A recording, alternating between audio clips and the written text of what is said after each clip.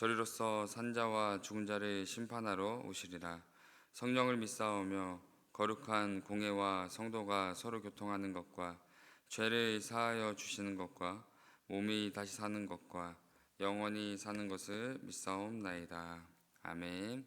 다 함께 찬송가 520장 부르도록 하겠습니다. 찬송가 520장입니다.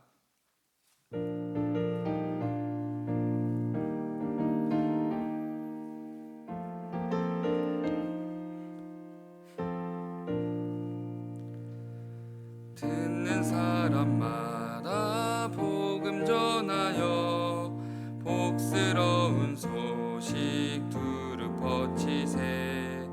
모든 사람에게 전할 소식은 어느 누구나 오라.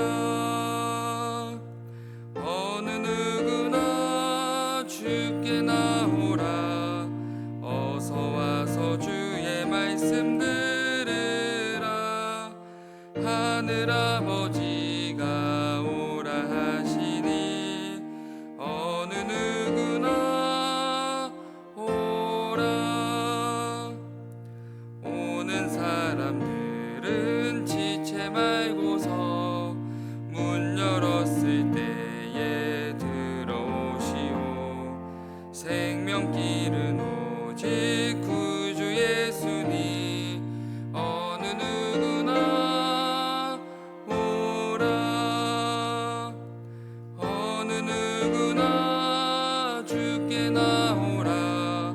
어서 와서 주의 말씀 들으라. 하늘아버지가 오라 하시니 어느 누구나 오라. 언약하신 대로 이룰 것이니 누구든지 언약 받을 수 있네. 받은 사람에게 생명이로다. 어느 누구나 오라. 어느 누구나 주께 나오라. 어서 와서 주의 말씀 들으라. 하늘아버지가 오라 하시니 어느 누구나 오라. 아멘. 이 시간 함께 나눌 하나님의 귀한 말씀은 사도행전 26장 8절부터 18절까지의 말씀입니다. 사도행전 26장 8절부터 18절까지의 말씀을 제가 읽어드리겠습니다. 당신들은 하나님이 죽은 사람을 살리심을 어찌하여 못 믿을 것으로 여기나이까?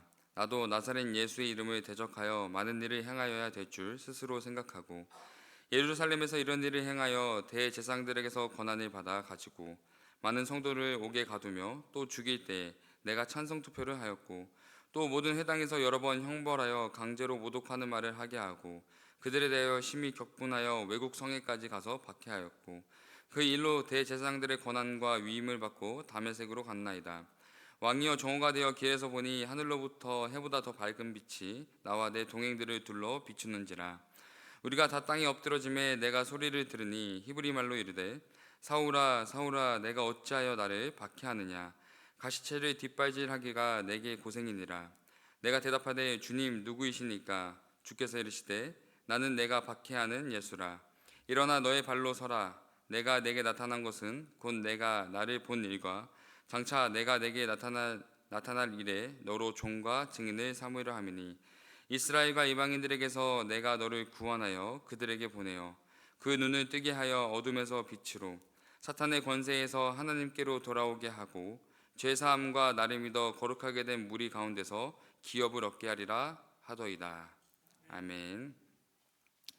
오늘 본문은 바울이 그간 마주했던 수많은 사람들 중에 가장 큰 권력을 지닌 아그리빠 왕 앞에서 자신을 변론하는 모습을 기록하고 있습니다. 따라서 바울의 변론이 기록된 오늘 말씀을 통해 우리가 기억해야 할 본문의 가르침과 중요한 사실이 무엇인지를 잠시 생각해 보도록 하겠습니다.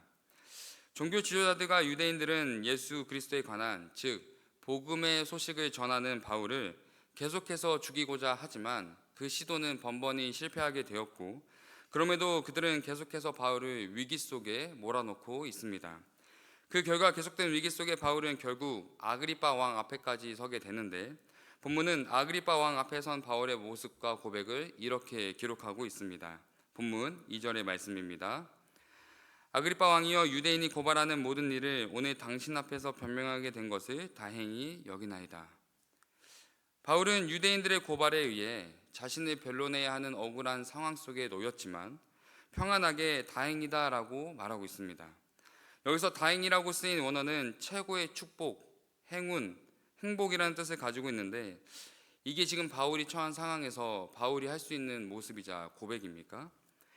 물론 아그리빠 왕을 잘 설득한다면 선처받을 수 있는 좋은 기회이기도 하지만, 사실 바울이 이런 상황에서도 다행이다라고 말할 수 있었던 궁극적인 이유는 따로 있었습니다.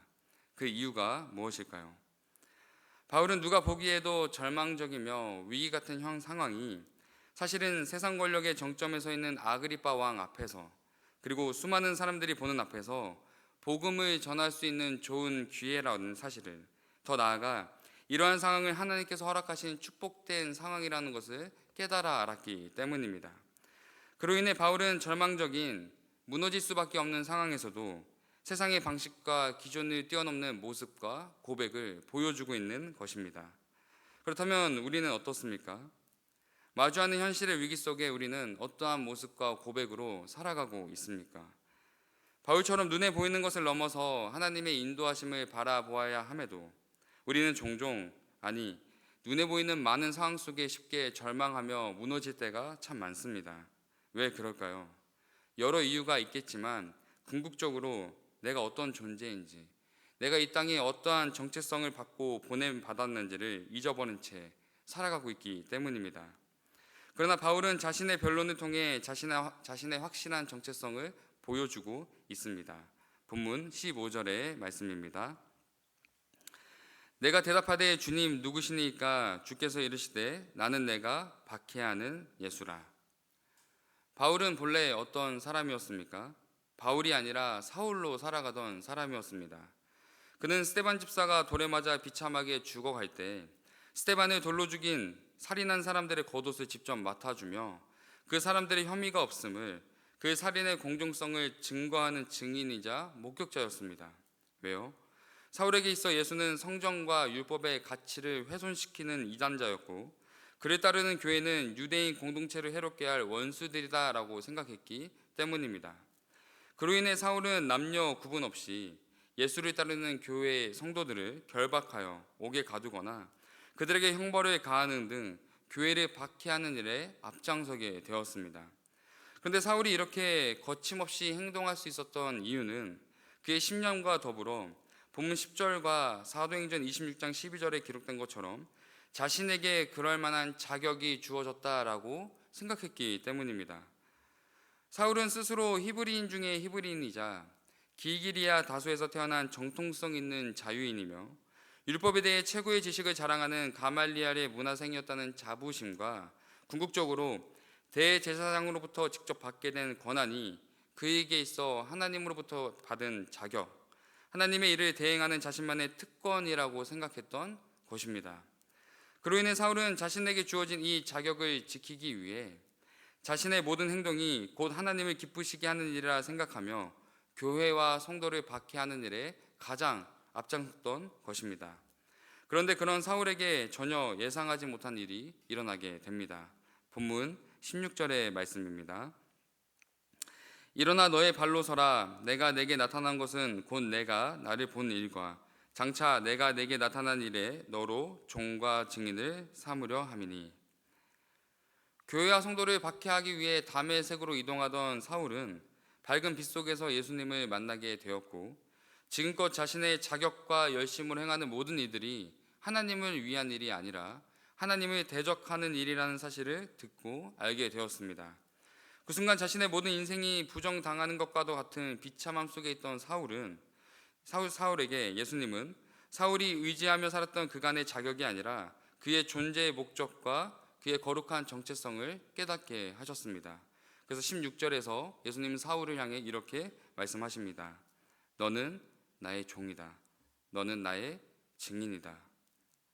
더 이상 스스로의 자격이 아닌 나의 종, 나의 증인이 되라고 말씀하시는 예수님의 말씀 앞에 바울은 어떤 심정을 느꼈을까요? 지금까지 자신에게 주어진 이 자격을 잃지 않기 위해 누구보다 율법을 엄격하게 보수적으로 지키고 살았던 지난 삶을 떠올리며 이제는 예수 그리스도 복음 안에서 진정한 존재의 자유를 경험하게 되었습니다. 그 결과 이제는 자신의 그 어떤 행위로 열심으로 스스로의 자격을 유지하기 위해 살아가는 것이 아니라 오직 예수 그리스도의 십자가 은혜로 주어진 고귀한 정체성을 기억하며 예수 그리스도의 십자가 부활을 통해 이 땅이 아닌 천국을 소망하며 사울에서 바울로 복음의 증인, 복음의 사람으로 살아가게 되었음을 오늘 본문을 통해 그의 행적을 통해 우리에게 보여주고 있습니다. 사랑하는 성도 여러분, 우리는 어떤 모습으로 어떠한 고백으로 이 땅을 살아가고 있습니까? 만약 눈에 보이는 상황과 환경마다 하나님을 향한 나의 마음이, 나의 시선이 흔들린다면 무엇보다 내가 누구인지, 내가 어떤 존재인지를 먼저 기억하시기 바랍니다. 우리의 존재는 창조주이신 예수님께서 인간의 몸으로 이 땅에 오신 이유이자 예수님께서 십자가에서 모든 고통을 감당하셔야만 했던 원인이며 십자가의 부활을 통해 구원을 이루신 결과임을 꼭 기억하시기 바랍니다. 그러므로 창조주의 크신 사랑과 은혜 가운데 살아가는 성도 여러분, 우리의 존재를 귀하게 여기시는 그 사랑, 그 복음의 메시지를 마음에 품고 늘 삶 가운데 담대히 살아가시기 바랍니다. 세상이 말하는 기준과 자격이 아니라 하나님의 말씀, 예수 그리스도의 복음을 붙들고 살아가는 저와 성도님들의 삶 가운데 하나님의 살아계신 귀한 능력이 하나님의 인도하심을 경험하며 살아가는 귀한 삶이 되기를 예수님의 이름으로 사랑하고 축복합니다. 기도하겠습니다. 사랑의 하나님, 오늘 하루를 허락하시고 예배의 자리로 이끌어 주심에 감사합니다. 하나님, 우리가 하나님의 자녀된 거룩한 정체성을 소유하게 되었음에도 여전히 눈에 보이는 상황과 환경 앞에 쉽게 무너지고 세상 속에서 나의 자격을 높이며 지키기 위해 살아갈 때가 많사오니 더 이상 나의 자격이 아닌 나의 존재, 하나님의 자녀된 거룩한 정체성을 기억하며 살아가게 하옵소서. 하나님의 자녀된 정체성을 붙들며 살아가는 우리의 모든 시간 속에 하나님의 살아계심과 도우심을 경험하게 하시고 우리의 삶을 통해 하나님의 살아계심을 증거하게 하옵소서. 우리의 모든 힘과 능력이시며 우리의 유일한 주인 되시는 우리 구주 예수 그리스도의 이름으로 기도드립니다. 아멘. 하늘에 계신 우리 아버지여, 이름이 거룩히 여김을 받으시오며 나라에 임하옵시며 뜻이 하늘에서 이루어진 것 같이 땅에서도 이루어지이다. 오늘날 우리에게 이러한 양식을 주옵시고 우리가 우리에게 죄 지은 자를 사하여 준 것 같이 우리의 죄를 사하여 주옵시고 우리를 시험에 들게 하지 마옵시고 다만 낙에서 구하옵소서. 대개의 나라와 권세와 영광이 아버지께 영원히 있사옵나이다. 아멘. 들으신 말씀을 기억하며 함께 기도하겠습니다. 첫 번째 기도 제목은 세상 속에서 오직 하나님의 자녀된 거룩한 정체성을 기억하며 담대히 살아가게 하옵소서. 두 번째 기도 제목은 질병으로 고통받는 성도와 이웃을 돌아보게 하시고 모든 치료와 회복의 과정을 하나님께서 주관하여 주옵소서. 세 번째 기도 제목은 인도네시아 단기 선교 기간 동안 하나님의 인도하심을 경험하게 하시고 잃어버렸던 영혼들이 하나님께 돌아오는 귀한 시간 되게 하옵소서. 이렇게 세 가지 기도 제목을 놓고 함께 기도하신 후에 각자 개인 기도하시고 돌아가도록 하겠습니다.